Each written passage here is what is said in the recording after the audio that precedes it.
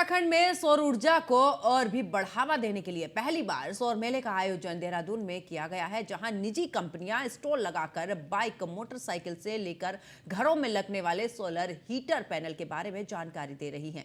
केंद्र और राज्य सरकार दोनों ही कनेक्शन लेने वालों को बड़ी सब्सिडी भी दे रही है। सचिव ऊर्जा मीनाक्षी सुंदरम ने न्यूज वन इंडिया के ब्यूरो चीफ सुदीप जैन से खास बातचीत की, सुनिए। उत्तराखंड में सोलर पावर, सौर ऊर्जा को बढ़ावा देने के लिए राज्य सरकार काम कर रही है और पहली बार सौर कौतिक यानी सोलर मेले का आयोजन किया जा रहा है। सचिव ऊर्जा मीनाक्षी सुंदरम साहब हमारे साथ हैं, जो निरीक्षण कर रहे हैं स्टॉल का। सर, ये क्या कोशिश की गई है? कई कंपनियां आई हैं, कई लोग जानकारी भी लेने आए हैं। मैदानों में जहाँ कोहरा है, पहाड़ों में चटक धूप है, ये कितना लाभप्रद है? देखिए, रिन्यूएबल एनर्जी की आवश्यकता पूरे देश में महसूस की जा रही है, बल्कि पूरे विश्व में महसूस की जा रही है, क्योंकि हमारे जो फॉसिल फ्यूल्स हैं, कोल और गैस आधारित जो ऊर्जा है, उसमें कार्बन का एमिशन काफ़ी होता है। उसकी वजह से हमारे पर्यावरण जो है प्रदूषित होता है, और प्लैनेट की सस्टेनेबिलिटी के पॉइंट ऑफ व्यू से रिन्यूएबल एनर्जी बहुत इंपॉर्टेंट है।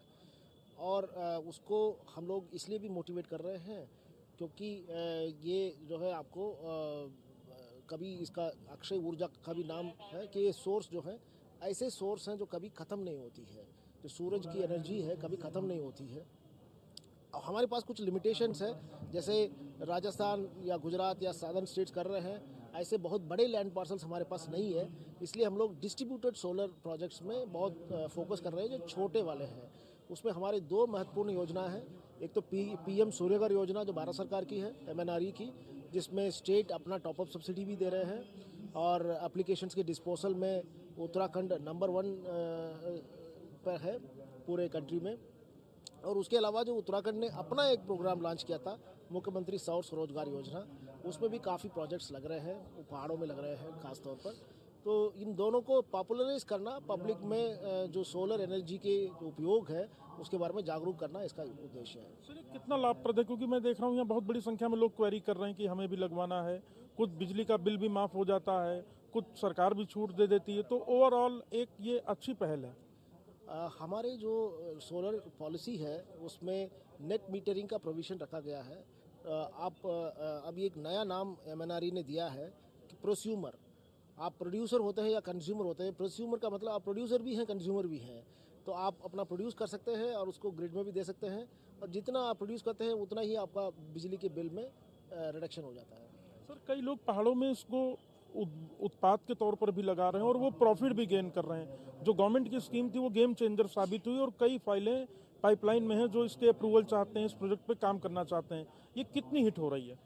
पहली बार जब लॉन्च किया गया था तब ज़्यादा लोगों को रुचि नहीं था। फिर उसके बाद हमने उनके कारणों को बहुत डीपली एनालाइज किया है, और उसमें योजना की जो गाइडलाइंस है उसमें जो जो मॉडिफिकेशंस आवश्यक थी वो सब किया गया था। जो मॉडिफाइड स्कीम है उसके बाद वो काफ़ी पॉपुलर हो गया है, क्योंकि इसमें 200 किलोवाट तक के लिए हम लोग दे रहे हैं, और एमएसएमई के सब्सिडी दे रहे हैं।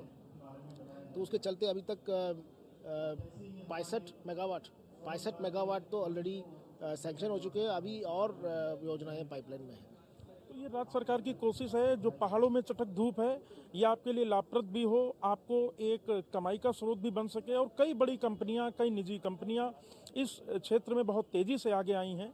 पहली बार सौर ऊर्जा का मेला आयोजित हो रहा है। ये बताता है कि राज्य सरकार का जो ये प्रयास है, इसको निजी कंपनियों से लेकर उपभोक्ताओं तक काफ़ी पसंद किया जा रहा है। कैमरा सहयोगी अंजीत के साथ Sudeep Jain, news one India, Dehradun. Uttarakhand में सोलर पावर, सौर ऊर्जा को बढ़ावा देने